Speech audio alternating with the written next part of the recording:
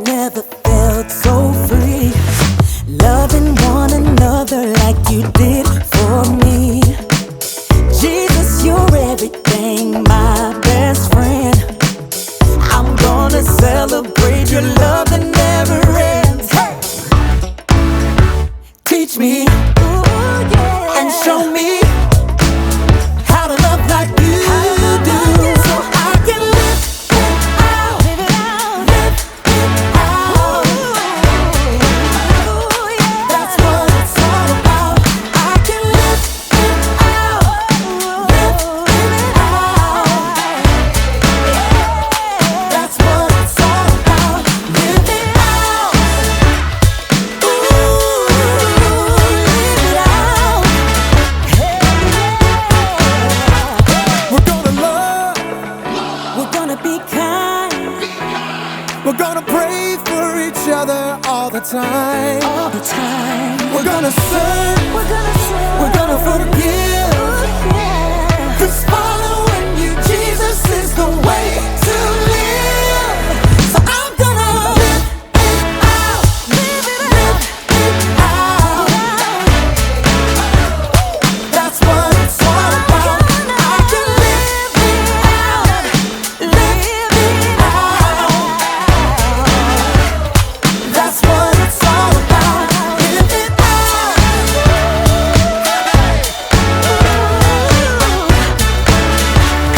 It's time to live it out, live it out.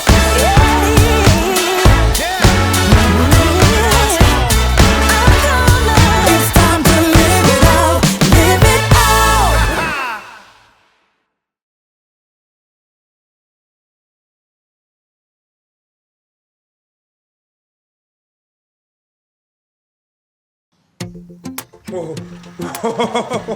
Hey, welcome to Story Lab. This week we're learning about a guy who did a complete 180. Woo!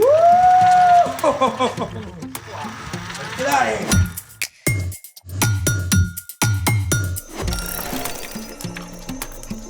Hey, I'm Zeke. And I'm Carter. This month, we're talking about what it looks like to live like Jesus. So, how are you enjoying STEAM Camp? Well, you know what they say at camp, the learning is intense. Yo, Zeke, you gotta be a dad to make dad jokes. And when you're at STEAM camp, you have to watch out for bugs. I get it. Bugs, as in problem with coding, right? No, I mean mosquitoes. They're eating me alive. Ooh. So, what are you up to? Well, I was going to meet up with Skylar and Sebastian. They wanted to test out a robot they created that makes s'mores. Oh yeah, the S'more Blaster 3000. Yeah, but they changed it to Toasty McMelt. Even better. Yeah, but now it's raining. Rain and robots do not compute. Affirmative. No problem though. I have a project we can set up inside. You ready? Let's make it. For this STEAM project, we're gonna create a balance sculpture. Hey, partner, unless you're counting scissors, I don't see any technology here. True, but if you think about it, engineering existed way before computers were ever invented. Good point. So, what's first? First, you need to cut out different cardboard shapes and then paint them. Okay, wait, what kind of shapes are we talking about here? Any kind you want of circles, triangles, dodecahedrons, other shapes. It's your masterpiece. Okay.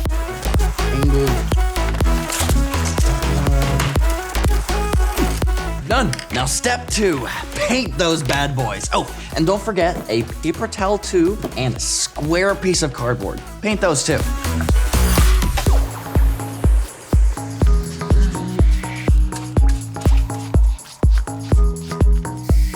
Step 3, take the paper towel tube and flatten one end like a pancake. No food similes until after lunch. Then staple it together and cut out a V-shaped notch.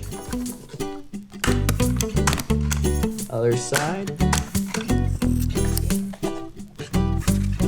Done. We then attach the open end of the tube to our base using the hot glue gun. Now, here's where it gets interesting. That little notch will serve as our fulcrum. A fulcrum is the point on which a lever turns or balances. Fulcrum? You trying to sneak some science into our science project? Moi? Oui. Now grab a long skewer, like this one, and attach those cardboard shapes we made. Maybe add some wire, a few beads if you're feeling fancy. Yeah. Right there. Yellow. Well, that looks like something. Yes, decorations. Let's keep going.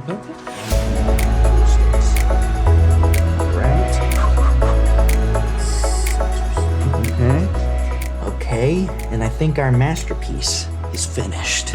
Now, are you ready for the fun part? I'm down for fun. Now, take this thing you just created and balance it on that little notch that we just cut out earlier on this paper towel. Try and find the place on the middle or wherever it is where it stays on. All right. Oh. A work of art. Oh yeah, now that's what I call steamwork. Let's see a robot create that. Speaking of a tricky balancing act, it's time for The story before the story. Today, we're in Acts, the 5th book in the New Testament. When Jesus was on earth, he showed us how to love God and love others. Then Jesus gave up his life for us. But God raised Jesus back to life. About 40 days later, Jesus returned to heaven to be with God. As Jesus' followers shared the amazing news, the church grew quickly through the power of God's Spirit. But the religious leaders were upset and tried to stop the new believers. One of these leaders was a man named Saul. Saul hated the believers so much, he got permission to go to the distant city of Damascus and arrest the believers there. Which is where our story starts. Take it away. Hey everybody, I'm Brian. Today we're looking at how we can live in peace with one another, which was something that Saul, also known as Paul, had to discover. Saul was a Pharisee, one of the Jewish religious leaders. He was highly educated and knew every single one of God's laws and tried to keep them to perfection. But Saul believed the Jesus followers were going against God's laws. So, filled with determination, he set off for the city of Damascus to get rid of the believers there. But here is where the plot twists. As he neared Damascus, Saul saw a blinding light. He dropped to the ground and heard the voice of Jesus. Saul, Saul, why are you opposing me? Who are you, Lord? I am Jesus. I am the one you are opposing. Now get up and go into the city. There you will be told what you must do. Saul obeyed, even though he was now blind. Meanwhile, God spoke to a believer named Ananias with instructions to go find Saul and place hands on him to heal him of blindness. But Ananias knew Saul was there to arrest believers. Lord, I've heard many reports about this man. They say he has done great harm to your holy people in Jerusalem. But God made it clear. So Ananias went in peace to his enemy, and Saul's sight returned. After this, Saul immediately started preaching about Jesus, which put him in a very tricky position. I mean, on one hand, the Jewish leaders hated Jesus followers, so now they hated their own guy, Saul. In fact, while Saul was in Damascus, the Jewish religious leaders tried to kill him, but he escaped. And on the other hand, when Saul traveled to Jerusalem, the Jesus followers there were still afraid of him. Please, I am no longer your enemy, but your friend, your brother. So, yep, Saul was stuck between a rock and a hard place. I mean, how was he going to get anybody to accept him? Enter Barnabas. Barnabas was a believer known for encouraging others. In fact, Barnabas actually means son of encouragement. Barnabas had heard the stories of how Saul met Jesus. He could tell that Saul had truly changed. So Barnabas took Saul to the Jesus followers himself. Saul met Jesus on the road to Damascus. Jesus actually talked to him. And since then, Saul has been preaching about Jesus with great boldness. With Barnabas' encouragement, the believers in Jerusalem finally accepted Saul as one of their own. In fact, it wasn't long until the Jewish religious leaders in Jerusalem also tried to kill Saul. When Saul's new friends heard this, they took him to the coastal town of Caesarea and then sent him off to his hometown of Tarsus, where he would be safe. And Saul, also known as Paul, traveled all over to countries we know today as Turkey, Greece, Cyprus, Italy, Syria, and Israel. He shared the good news about Jesus and started many new churches.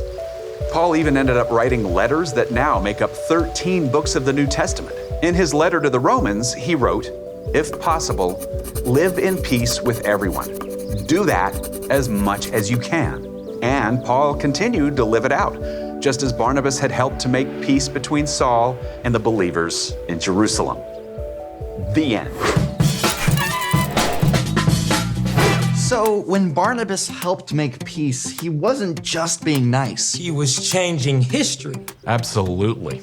So what's our part in the story? Well, God is at work to make each of us more and more like Jesus. And when we follow Jesus, God sends the Holy Spirit to live with us. And peace is a gift that comes from the Spirit. We can ask God to help us make peace wherever we go. So when somebody makes you mad, just take a deep breath before you react. You can ask God to help you act and speak in a way that helps to bring peace instead of making the situation worse. Or if you know someone is upset with you, don't pretend it's not happening. That's right.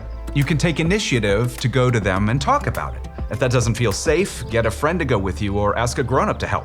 We can even be like Barnabas. Yeah, if you've got two friends or family members who are mad at each other, you can help them make peace. You got it.